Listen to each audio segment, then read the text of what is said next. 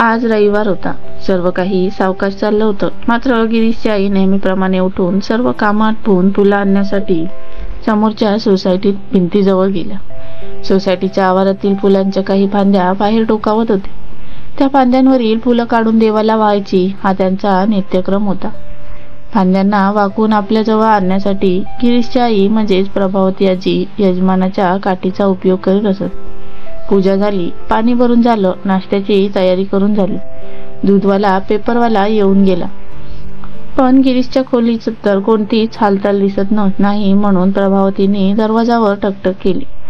तसा गिरीश आळस देत बायकोसह बाहेर आला आणि आईला म्हणाला, अगं, तू सुट्टीत सुद्धा आम्हाला झोपू देत नाही. तूही दररोज इतक्या लवकर कशाला उठतेस?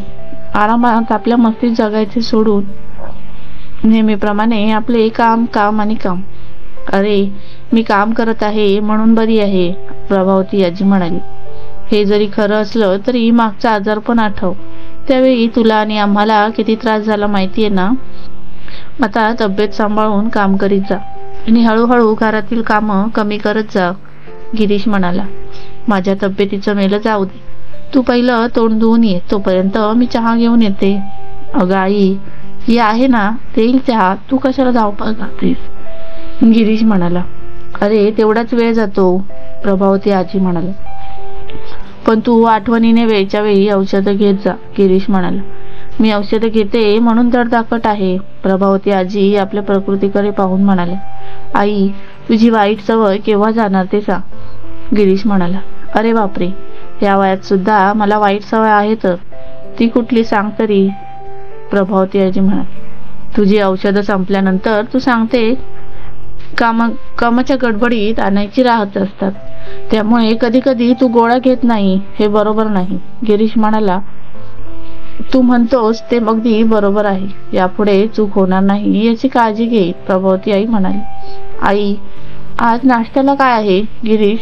अरे, तूच म्हणाला होतास ना काही काम करू नकोस आणि आताच ऑर्डर देतो, प्रभावती हसत हसत म्हणाल्या. नाही गाई, तुझ्या हाताला चव आहे हे सुद्धा मान्य करतो, गिरीश म्हणाला. मला तू हरभऱ्याच्या झाडावर चढवू नकोस. मी इतकी लहान नाही की तुझ्या कौतुकाने बोलेन, प्रभावतीने बोलता बोलता शाब्दिक चिमटा काढला. इतक्यात गिरीशच्या बायकोने इडली व चटणीची प्लेट पुढे केली. क्या बात आहे, असं म्हणून गिरीश इडल्या फस्त करू लागला. दारावरील बेल वाजली तशी गिरीशच्या बायकोने दरवाजा उघडला. भाऊजींना पाहताच ते म्हणाल्या, काय भाऊजी, आज बऱ्याच दिवसांनी आलात, ते पण एकटे. चंदू भाऊजींना हसत हसत प्रवेश केला. चंदूला पाहताच गिरीश म्हणाला, वेळेवर आला बघ, मी आताच नाश्ता करायला बसलो आहे, असं म्हणत नाही तोच गिरीशच्या बायकोने भाऊजींसमोर इडली चटणीची प्लेट ठेवली. हे पाहून चंदू म्हणाला, माझा पण आताच हेवी नाश्ता झाला आहे. फार तर तुझ्याबरोबर चहा घेईन नंतर, म्हणजे झालं. बघ तुझी इच्छा, तू इडली घेतली नाही तर तुझ्या वहिनीला वाईट वाटेल. नाही, तसं होणार नाही, वहिनी समजूतदार आहे, असं म्हणून चंदू वहिनीकडे पाहून हसला. अरे गिरीश, मी येऊन एवढा वेळ झाला तरी आई कुठे दिसत नाही, चंदू जणू आश्चर्यचकित होऊन बोलला. आई जाणार कुठे, असेल आजूबाजूला, असं म्हणून त्याने आईला हाक मारली. अशी गिरीशची बायको म्हणाली, ते समोरच्या चाळीत गेले आहेत, त्यांना बोलावून आणू का? आई येईलच इतक्यात, ती फार वेळ कुठेच रमत नाही, गिरीश म्हणाला. हॉलमध्ये कोणी नाही हे पाहून चंदू म्हणाला, आई तुझ्याकडे पहिल्यापासून आहे. आपल्या वडिलांना जाऊन 5 वर्षही उलटून गेली. मला असं वाटतं की यापुढे तोही माझ्याकडे राहील. तुझं काय म्हणणं आहे? अरे, चांगल्या गोष्टीला म्हणणं काय म्हणतोस? आई तुझी पण आहे, तू तिला हक्काने घेऊन जाऊ शकतो, गिरीश म्हणाला.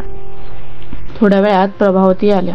आपल्या मोठ्या मुलाला चंदूला पाहून त्यांना आनंद झाला. त्या म्हणाल्या, चंदू, आज वाट बरा चुकलास, अशीच वाट चुकत जा, आणि पुढे म्हणाल्या, अरे बरोबर मुलांना तरी घेऊन यायचे, एकटा काय आला, असं म्हणून सुनबाई व नातवंडांची विचारपूस केली. सर्व मजेत आहेत, चंदू उसना आणून म्हणाला. अरे चंदू, तुझी एवढी तब्येत कशाने खराब झाली? मला तर तू चिंतेत असल्यासारखा दिसतोय, प्रभावती म्हणाली. आई, तू म्हणते ते खरं आहे, तू येण्याच्या अगोदर मी त्याला हेच म्हणालो, गिरीश म्हणाला. काही नाही, तब्येत वगैरे चांगली आहे, तू आपल्या तब्येतीकडे पाहून म्हणाला. चंदू, आता तू जेवूनच जा, गिरीश फोन करून कळवी, प्रभावती म्हणाली. चंदूला आईजवळ विषय काढायचा होता, परंतु हिंमत होत नव्हती. वडील गेल्यापासून आणि अगोदरही चंदूने कधीही आईला राहावयास आपल्या घरी नेले नव्हते. आता विषय कसा काढायचा या विचारात असताना गिरीशने त्याची चिंता दूर केली. गिरीश म्हणाला, आई, चंदू तुला त्याच्या घरी राहावयास घेऊन जाणार आहे. त्यावर आई प्रभावती म्हणाल्या, जरूर जाईन, फक्त 1-2 दिवसांसाठी, फार दिवस जमणार नाही. आई, तू पहिलं राहावयास ये, म्हणजे तुझ्या नातवंडात वेळ कसा जाईल हे तुला कळणार नाही, चंदू हसत हसत म्हणाला. चंदू आजच आईला प्रभावतींना घरी घेऊन जाण्यासंबंधी बोलत होता. इतक्या दिवसानंतर त्यांचे परिवर्तन कसे झाले हा प्रश्न प्रभावतींना पडला. मालन चंदूला म्हणाली, दररोज वाढणाऱ्या महागाईने संसार चालवणं म्हणजे तारेवरची कसरत होऊन बसली आहे. त्यात मुलांच्या शिक्षणाला येणारा भरमसाठ खर्च, याचा ताळमेळ कुठेच बसत नाही. ही गोष्ट खरी आहे, पण काय करणार काय? पगार तर महागाईसारखा दररोज वाढत नाही. नोकरी बरोबर इतर काही व्यवसाय करीन तर सारा वेळ कामात आणि प्रवासात जातो. काय करावे हे समजत नाही, चंदू गंभीर होऊन म्हणाला. त्यावर चंदूची बायको मालन म्हणाली, मी चांगली नोकरी करत होती, पगार थोडा होता, पण संसाराला हातभार लागला असता, परंतु तुम्ही नोकरी सोडावयास लावली, मालन रागाने म्हणाली. त्यावेळी आपली परिस्थिती समाधानकारक असताना तू 3-4 हजारांसाठी 12-12 तास घराबाहेर राहणे मला पसंत नव्हते, आणि मुलंही लहान होती. या सर्व गोष्टीचा विचार करून मी हा निर्णय घेतला होता, चंदू स्पष्टीकरण देत म्हणाला. आता प्रत्येक गोष्टीचे स्पष्टीकरण नको, पैसे कसे जादा मिळतील याकडे लक्ष द्या. माझा सारा वेळ मुलांच्या मागे जातो, काय करावे सुचत नाही. काटकसर करून किती करणार? मालन चंदूला प्रश्नावर प्रश्न विचारत होती. तुलाच काही मार्ग सापडतो का तो तरी सांग, चंदू हळू आवाजात म्हणाला. माझ्या डोक्यात एक विचार घोळतो आहे, पण तो तुम्हाला पटेल की नाही, मालन म्हणाली. सांग तर खरं, पटेल न पटेल ही गोष्ट नंतरची, चंदू म्हणाला. माझे म्हणणे असं आहे की तुमच्या आईला 7-8 हजार रुपये पेन्शन मिळते, ते पैसे ती गिरीशला देत असणार. तिला आपल्या घरी राहावयास बोलवा, म्हणजे पेन्शनचे पैसे आपल्याला मिळून आर्थिक प्रश्न सुटेल. मालन आपल्या विचारांवर खुश होऊन म्हणाली. अगं, आतापर्यंत कधी आईला आपण राहावयास बोलावले नाही, चुकून चौकशी सुद्धा करत नव्हतो. मागे ती आजारी असताना तू पाहावयास सुद्धा गेली नाही, आईशी संबंध चांगले ठेवले नाही, मला भावाशीही संबंध चांगले ठेवू दिले नाही. अशा वेळी आपण तिला घरी राहावयास ये म्हणणे मला तरी बरं वाटत नाही, चंदू सांगून मोकळा झाला. आपणाला पैशांची गरज आहे ना, मग पडती बाजू घ्या, मागचा विचार सोडून द्या. भाऊजी काही नाही म्हणत तर तुम्हाला एवढा संकोच का वाटतो, मालन म्हणाली. ठीक आहे, मी येत्या रविवारी गिरीशकडे जाऊन या संबंधी बोलतो, चंदू शरण येऊन म्हणाला.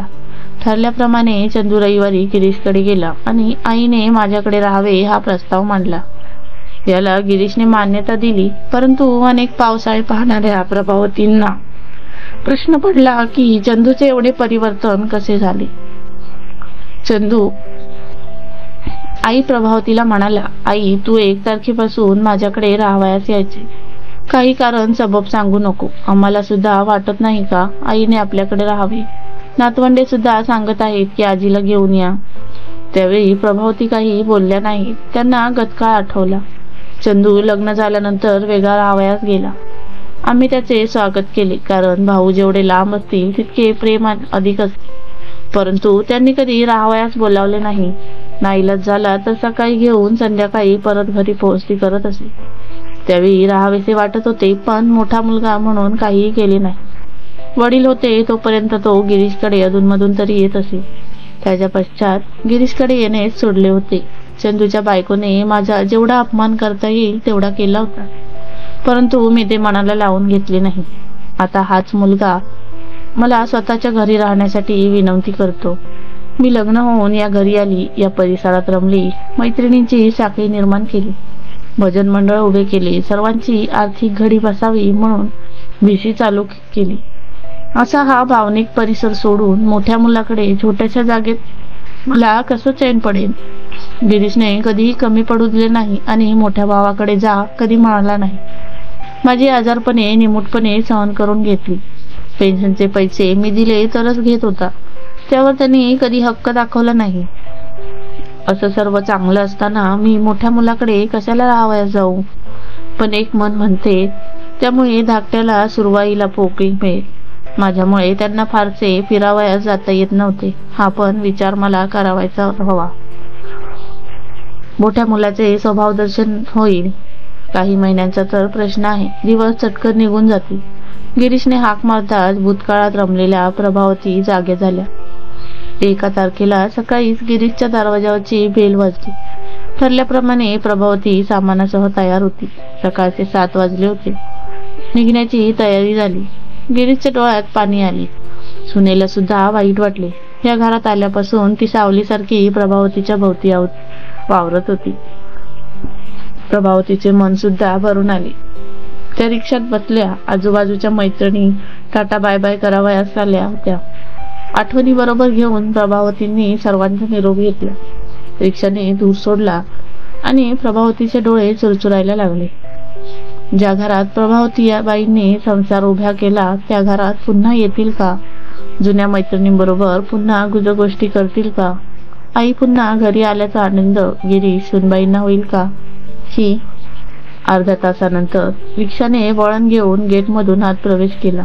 म्हणता म्हणता चंदूच्या घरात आल्या व म्हणाल्या, आता 3 जिने चढवत नाही बघ. त्यावर चंदू म्हणाला, तुला कुठे सारखे खाली उतरायचे आहे? फक्त पेन्शनसाठी मी तुला बँकेत नेईन. तेवढंच खाली उतरणे, बाकी सर्व काही तुला हातात मिळेल. प्रभावती काहीच बोलल्या नाही.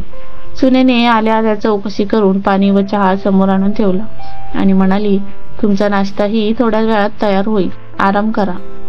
अगं, मी काही एवढी म्हातारी झालेली नाही. मी तुला मदत करत जाईल. असं प्रभावतींनी म्हणताच सुनबाई फक्त हसल्या. सुरवाईत इतका फरक कसा काय झाला याचं कोडं प्रभावती आजींना उलगडत नव्हते. चंदू कामावर गेला. मुलं अजून शाळेतून आली नव्हती. 1 वाजता जेवण झाले. वामकुक्षी होऊन दुपारचा चहा झाला. मुलं शाळेतून घरी आली होती. संध्याकाळ काळोख घेऊन आली. प्रभावतींना बाहेर फिरायची सवय होती, परंतु 3 जिने उतरून ते पुन्हा चढणं प्रभावतींना अशक्य वाटत होतं. त्यामुळे त्या जपमाळ घेऊन स्वयंपाकघरात बसत. मुलं सून सारखी टीव्ही समोर बसलेली असायची.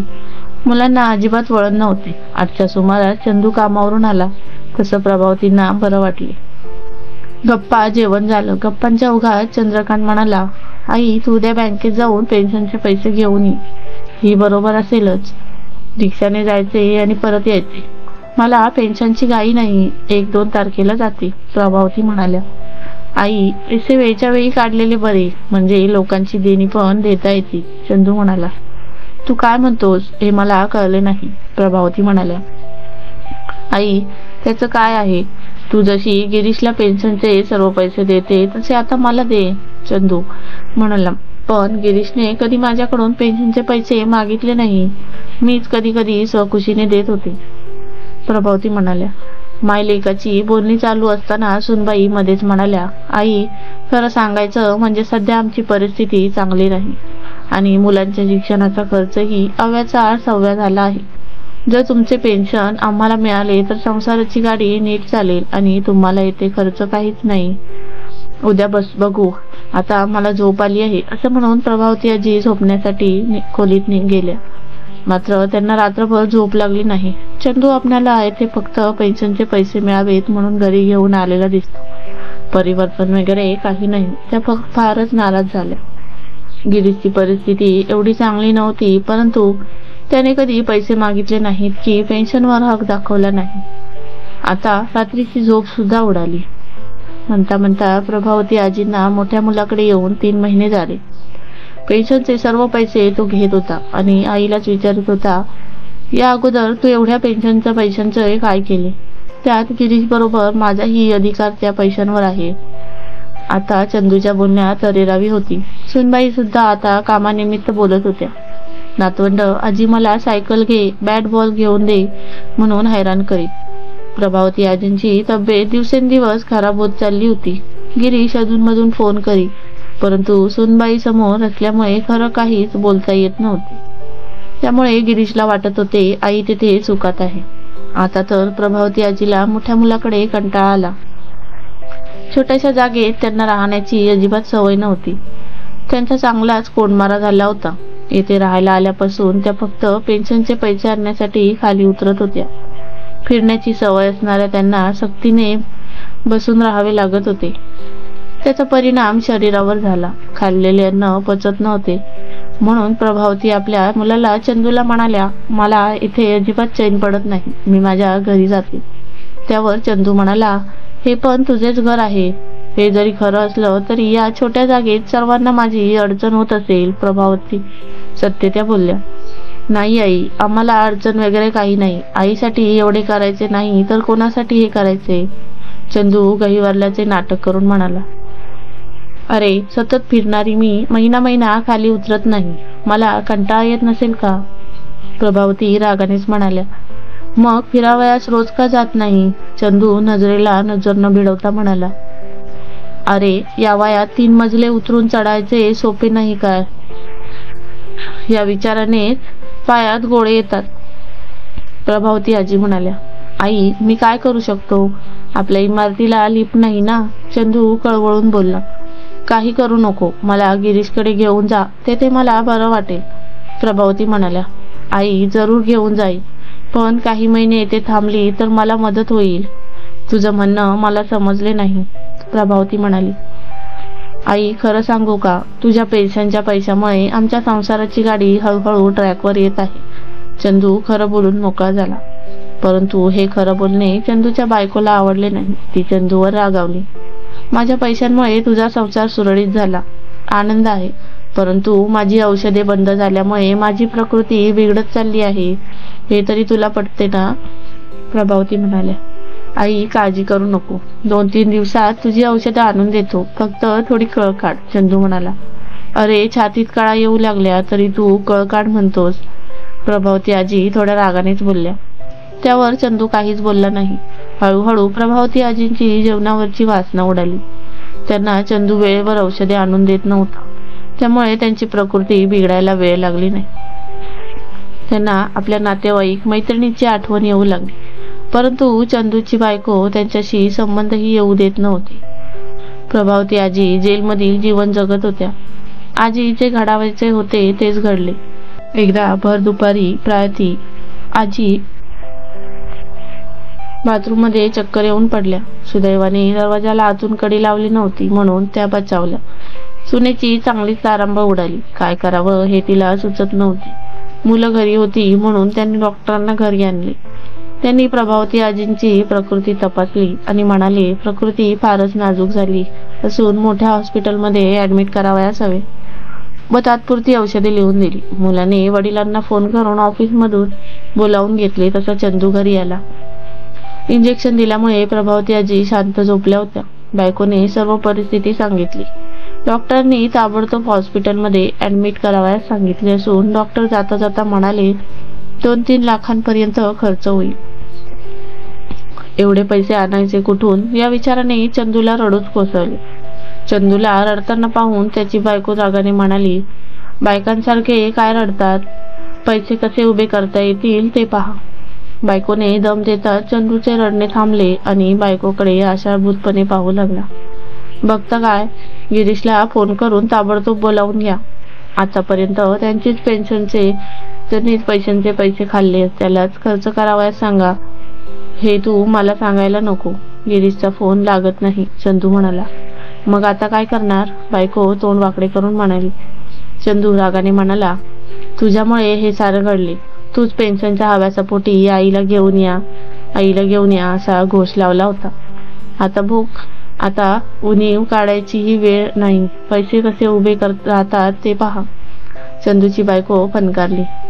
प्रभावती आजी आजारी असल्याचे समजताच त्यांच्या सर्व मैत्रिणी धावून आल्या. पैशांची सोय होताच प्रभावती आजी हॉस्पिटलमध्ये ऍडमिट झाल्या. त्यांची काळजी डॉक्टर मंडळी घेऊ लागले. आजींची प्रकृती औषधांना साथ देत नव्हती, परंतु पाण्यासारखा पैसा खर्च होत होता. चंदूने मित्रांकडून पैसे उसने घेतले. आधीच महागाईत होरपळून निघालेला चंदू आगीतून फुपाट्यात सापडला. पर्यटनासाठी बाहेरच्या राज्यात गेलेल्या गिरीशची तो वाट पाहत बसला. प्रभावती आजी सारख्या गिरीश करत होत्या. आपली आई हॉस्पिटलमध्ये आहे हे कळताच तो घरी आला. गिरीशला पाहताच चंदूला भार हलका वाटू लागला. आईची प्रकृती इतकी खालावलेली पाहून गिरीश विचारात पडला. पण गिरीशला पाहताच प्रभावती आजींचा चेहरा खुलला. गिरीशने आईचे प्रभावती आजी डोके मांडीवर घेतले आणि तिच्या केसावरून हात फिरवू लागला. थोड्याच वेळात प्रभावती आजींनी मान खाली टाकली. प्रभावती आजींचा जीव गिरीशमध्ये गुंतला होता. त्याला पाहताच त्यांनी आपली प्राणज्योत मालवली.